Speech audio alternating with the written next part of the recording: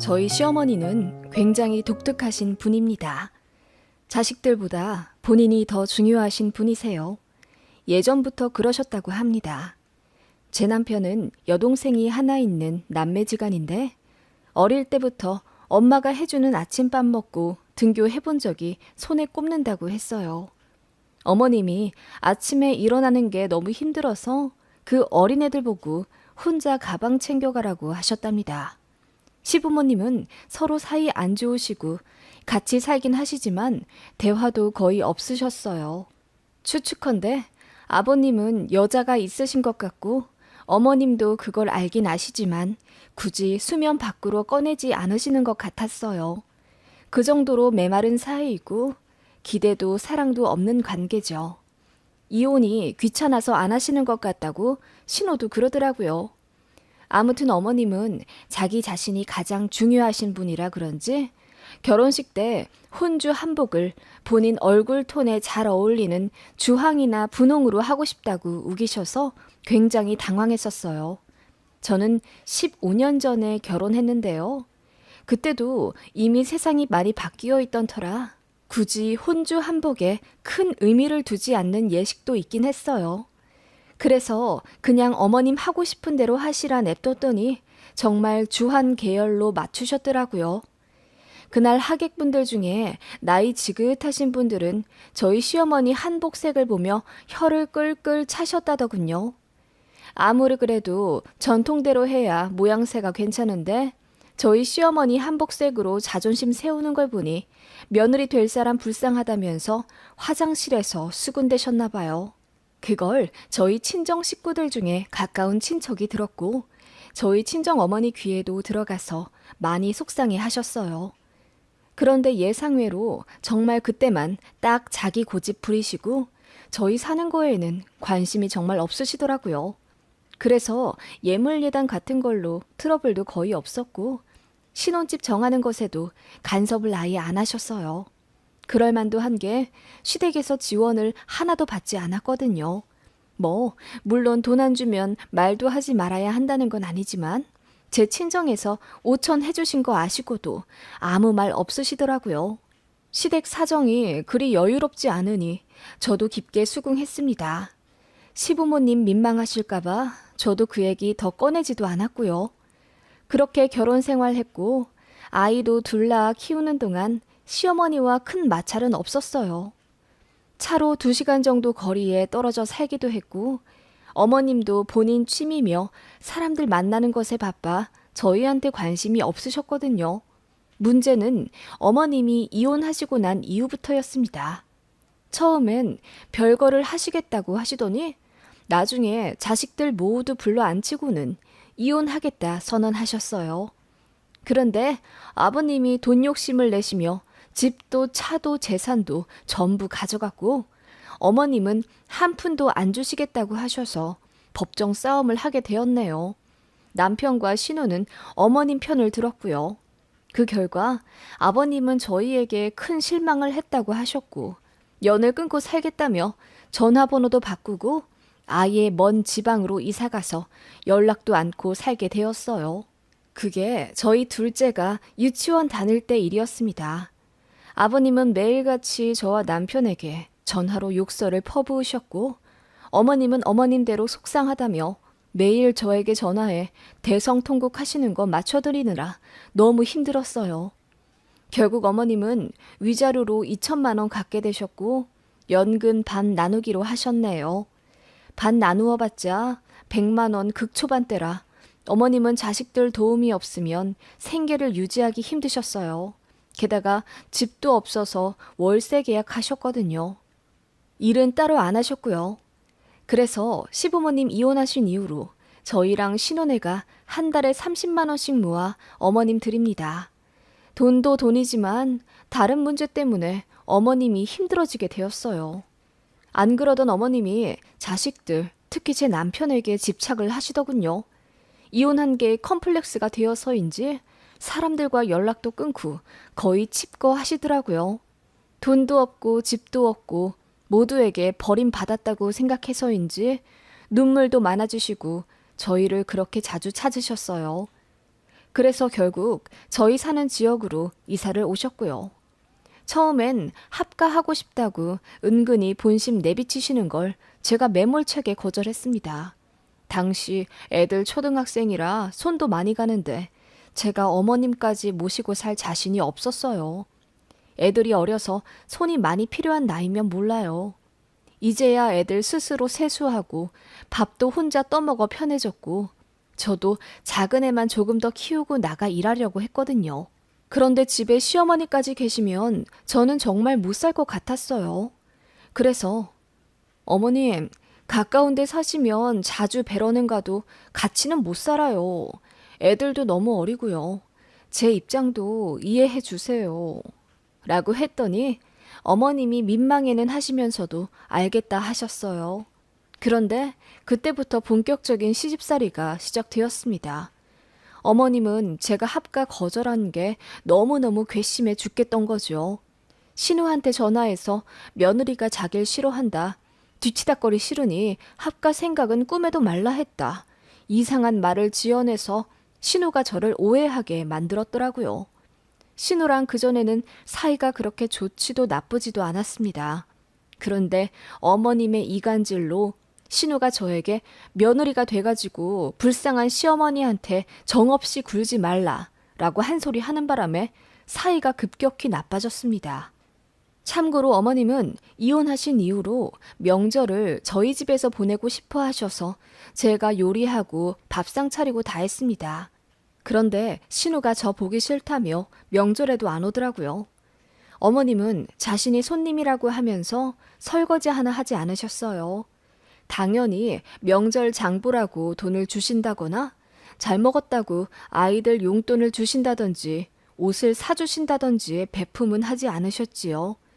가까이 살게 되면서 저희 살림살이는 어머님과 공통의 것이 되어갔고 어머님은 제가 전업이라 만만하셨던 건지 툭하면 불러대어 온갖 잠심부름을 시키기 시작하셨어요.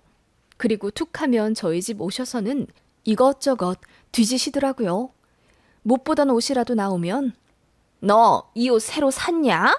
네 시애미는 돈 없어서 옷도 한 장 못 산 지 지금 반년이 넘어가는데 너는 어떻게 옷을 새로 살 생각을 해?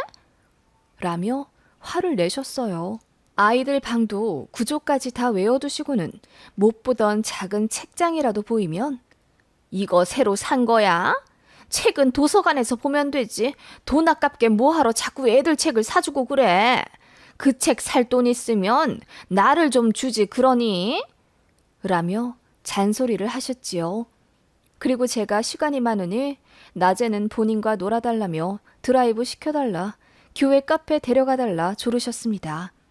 자식들에게는 관심이 없는 줄만 알았던 쿨한 어머님이셨는데 그게 아니었던 겁니다. 그전에는 사람들도 만나고 취미도 있으셨기에 자기 자신이 우선이었던 거고 이사와 관심 둘만 한 게 마땅치도 않고 이혼 이후라 마음이 허전했던 어머님은 그렇게 돌변하셨지요. 그래서 제 결혼 생활도 지옥으로 변해갔습니다. 전업이라 더 저를 괴롭히나 싶어 취직도 해보았어요. 둘째가 아직 어려 마음이 안 놓이긴 했지만 저도 어머님 때문에 스트레스 많이 받아 탈모까지 오니 어떻게든 벗어나 봐야겠다 싶더라고요. 남편도 어머님께 뭐라 화도 내고 설득도 해봤지만 잘 안 됐어요. 어머님은 며느리나 아들이나 똑같이 무시하셨죠. 아무튼 그렇게 취직을 해 10시부터 5시까지 어머님이랑 차단되어 사니 좀 살겠더라고요. 애들 아플 때마다 발 동동거리긴 했지만요. 그치만 주말에도 어머님으로부터 자유롭지 못했어요. 어머님은 평일에 차곡차곡 쌓여져 있던 외로움 혹은 짜증을 주말에 아들네 집에 와 풀고 싶어 하셨지요. 어머님께 화를 안 내봤냐고요? 당연히 적당히 좀 모시면 안 되냐. 나도 힘들다. 하소연도 해봤지요. 어머님이랑 거리도 두고 선도 긋고 싶어서 오만 방법도 다 써봤습니다. 전화 오면 안 받기, 집 비밀번호 바꾸기, 어머님 오셨을 때 없는 척하고 문 안 열어드리기, 등의 방법도 써봤어요. 그런데 안 통했어요. 이사까지 생각해봤지만 우리 아이들이 전학 가기 싫다고 울고불고 난리 나는 통에 그것도 관두었습니다. 어머님은 나이를 먹어 더 그러신 건지 아님 이혼 후유증인지 참 사람 힘들고 피마르게 하셨어요. 남편과 이혼 운운하며 싸우기도 하며 어느덧 큰애가 중학교 갈 정도로 살았습니다. 힘들었지만 저도 뒤늦게 취직한 곳에서 나름 인정도 받고 차도 하나 제 마음에 드는 걸로 사 끌기도 하면서 제 복잡한 마음을 달랬네요. 물론 제가 차 샀을 때도 어머님의 폭언은 장난 아니었습니다. 네가 어느 때라고 차를 사? 그럴 거면 네 시엠이 집이나 전세로 바꿔주지. 다달이 돈 나가는 게 무섭지도 않아? 그 말에 저도 어머님, 제가 차가 있어야 돈을 벌 거 아니에요. 그 월세 제가 대드리는 거라고는 생각 안 하세요? 라고 무대뽀로 나가기도 했어요. 남편도 어머님 때문에 미안한지 담배도 끊고 집안일도 하며 제 비위 맞춰주더라고요. 그런 것들 때문에 그리고 저도 연차가 차니 어머님께 대놓고 할 말을 할 수 있어서 겨우 살았습니다. 어머님은 그냥 제 업보라고 생각하니 좀 편하더라고요. 그래서 어머님의 그 지랄 같은 성격도 그러려니 하고 한 귀로 듣고 흘렸고요. 그치만 어머님이 그것마저도 다 망쳐버리셨네요. 저요? 이제 어머님 뵈러 안 갑니다. 어머님도 제 집에 감히 못 오시고요. 작은 애 고등학교만 졸업하면 바로 이사 가려고 남편과 계획도 짜놓았어요. 어머님과 멀어지기 위해서요. 이유는 어머님과 정말 잊지 못할 한 사건이 있었기 때문입니다. 때는 작년이네요. 참 추웠던 어느 날 어머님이 저희 집에 오시겠다고 토요일 새벽부터 집을 나서셨어요. 그날은 한파주의보가 계속되던 날이라 제가 오지 마시라고 저희가 오후에 어머님 댁에 가겠다고 그렇게 말렸는데도 구태여 저희 집에 오시겠다 하셨어요. 아마 노인정 때문이겠죠. 어머님이 저희 아파트 노인분들이랑 친해지시면서 노인정도 들락날락 하셨는데 거기서 썸 타는 할아버님이 생기셨나 봐요. 그분이랑 친해지면서 아파트 단지 데이트도 하고 뭐 그러셨다고 하더군요. 그렇게 어머님은 새벽부터 집을 나서셨는데 문제는 멋부리신다고 구두를 신으신 겁니다. 연석에 살얼음 있는 줄도 모르고 발을 올리셨다가 그대로 뒤로 넘어지셨어요.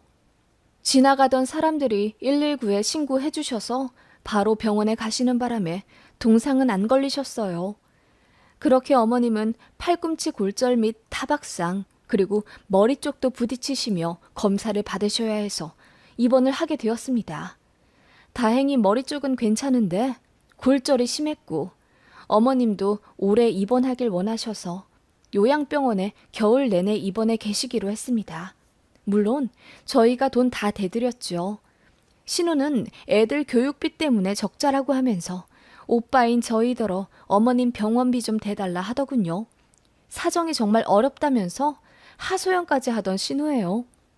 아무튼 저희가 돈도 내고 틈 날 때마다 어머님도 뵈러 갔어요. 제가 일하는 터라 간병을 못하니 대신 방문이라도 자주 갔습니다. 그런데 어머님은 그조차 마음에 안 드셨나 봐요. 며느리가 버젓이 근처에 있는데 간병인을 쓰는 게 너무 창피하다면서 저더러 잠깐 회사에 장기 휴직을 내던지 아님 관두던지 하는 건 어떠냐는 거예요. 어이가 없어서 어머님 간병 때문에 일을 관두라고요? 돈 나갈 때가 당장 천지인데 저라도 안 벌면 어떻게 해요? 라고 저도 언성을 높였더니 더 이상 그 말씀은 안 하시는데 저한테 삐지신 것 같더라고요. 정작 아들한테는 아무 말씀 안 하시면서 며느리는 만만한지 맨날 저한테 전화해서는 다리도 아프다, 머리도 아프다 호소하시고 제가 병원 방문하면 그렇게 저를 붙잡고 우세요. 남편이 가면 전혀 안 그러신다고 하더군요. 아무튼 그러다가 저는 회사 워크숍이 잡혀서 주말에 강화도에 가게 되었어요. 안 가고 빼려고 했는데 회사 동료 언니들과 마지막이기도 해서 큰맘 먹고 주말에 강화도에 가게 되었습니다.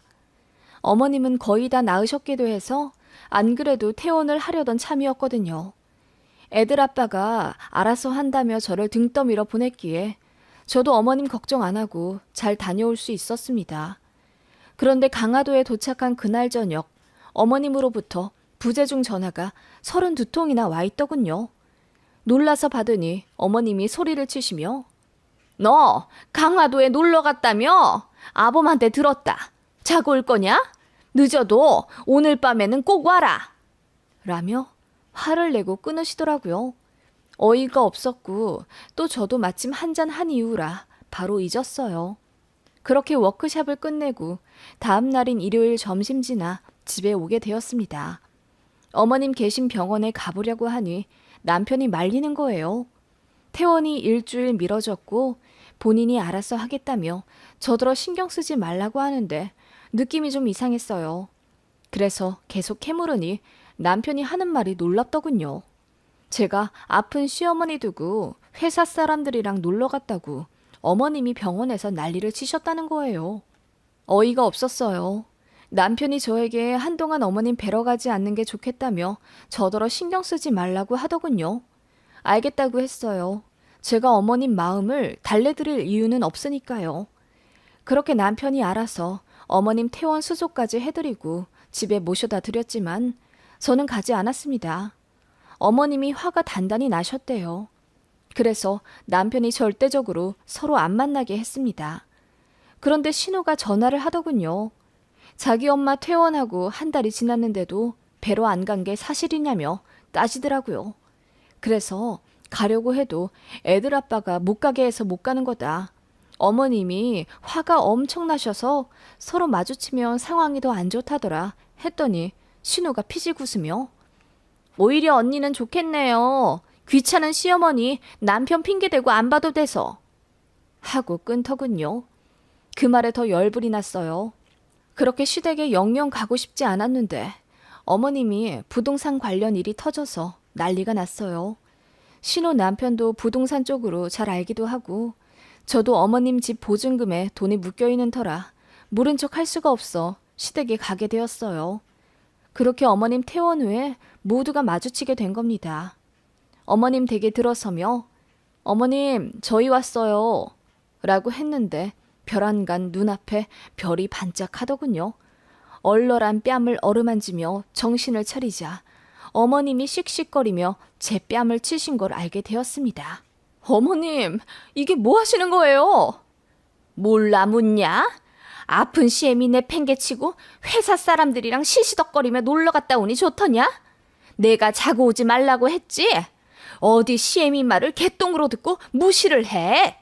시애미가 병원에 입원해 있으면 자중해야 할 것 아냐? 그리고 퇴원을 한 게 언젠데 여태 안 오다니? 어머님은 한동안 흥분을 가라앉지 못하시고 입에 침을 튀겨가며 제가 잘못했다 설교를 하셨습니다. 저는 어이도 없고 분통이 터져 눈물이 나오더군요. 어머님, 제가 뭘 그리 잘못했나요? 그간 어머님 생활비며 이번에 병원비도 저희가 다 대드렸어요. 그거 아들 혼자 낸 것 같으세요? 저 아니었으면 시댁에 들어가는 돈 절대 커버 못 쳤어요. 그렇게 열심히 살면서 다닌 회사 사람들끼리 하루 간 거예요. 이 사람은 어머님 입원해 있을 때도 회식이며 뭐며 할 건 다 했어요. 저는 안 돼요? 제가 뭘 그리 잘못했다고 뺨까지 때리시는 건데요. 제가 그렇게 소리치며 따져 물으니 어머님이 혀를 끌끌 차시더군요. 뒤늦게 남편이 알고 귀길이 날뛰며 화를 냈고 한순간에 어머님 집은 초토화되었습니다. 그때 신혼에도 마침 도착을 했어요. 심상치 않은 상황에 놀라더니 자초지종 듣고는 지 엄마 편 들더라고요. 하긴 엄마는 아파서 입원해 있는데 며느리가 여행 가면 좀 서운하긴 하시겠죠. 언니가 너무한 건 맞지 않아요? 그 말에 저는 푸하하 웃어버렸습니다. 이보세요 아가씨. 아가씨는 아픈 엄마 두고 놀러 다닌 거 안 미안해요? 나야 우리 엄마 아니지만 아가씨한테는 엄마잖아요. 누가 더 나쁜 년이죠? 제 말이 끝나자 신호 동공이 흔들리더니 무슨 말 하냐 묻더군요. 제가 스마트폰을 들어 신호 카톡 프로필 사진을 떡하니 보여줬습니다. 이거 저 강화도 간 지난주잖아요.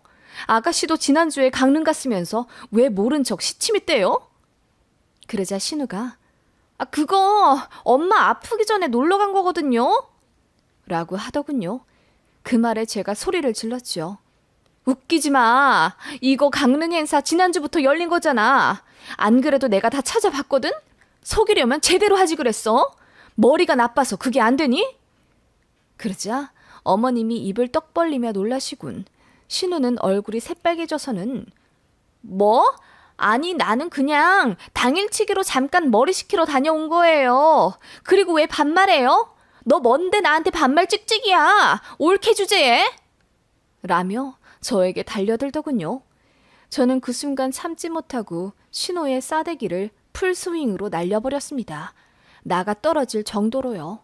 어머님이 어이쿠야 소리를 치며 신호에게 달려가더군요. 그리고는 저더러 무슨 짓이냐며 호통치길래 제가 어머님, 아픈 어머님 두고 놀러 가는 건 맞을 짓이잖아요. 그래서 제가 똑같이 아가씨한테 해줬어요. 저 잘했죠? 어머님 자식만 귀한 거 아니잖아요. 저도 귀한 남의 집 자식이에요. 라며 무표정으로 얘기했더니 어머님이 아무 말 못하시더군요. 신우도 씩씩거리기만 할 뿐 조용히 있더라고요. 그 앞에 대고 돈 없다고 하길래 어머님 병원비도 우리가 다 냈는데 넌 그 돈으로 여행 갔냐 따져 물으니 고개 숙이더군요. 그렇게 살지 말라고 삿대질하며 소리쳤습니다. 속 시원하더라고요. 그 난리통에 급하게 자리는 정리됐습니다. 저는 남편과 돌아오는 차 안에서 나는 어머님께 대든 것, 아가씨 때린 것 전부 하나도 안 미안하니 억울하면 이혼하자고 했더니 남편이 아니라며 저 잘했다고 하더군요. 그리고는 미안하다며 핸들 잡고 펑펑 울더라고요. 몇 년 동안 남편도 어머님한테 질릴 대로 질리고 시달릴 대로 시달렸는데 이번에 펑 터져버린 거죠. 저한테 미안하기도 했지만 본인도 스트레스 받아 모른 척한 부분도 있다며 인정했습니다.